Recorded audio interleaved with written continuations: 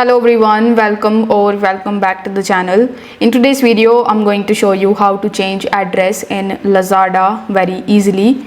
For that, first of all you need to launch your Lazada mobile application and then log into your account.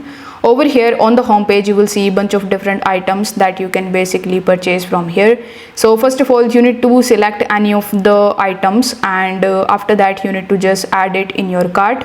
You can even directly tap on the option of buy now, but first I would recommend you to just add the product in your cart. Now once it is in your cart, you need to tap on the cart option in the top and then you will be landed in your cart. Over here tap on the option of checkout, and here you will see the option of add address.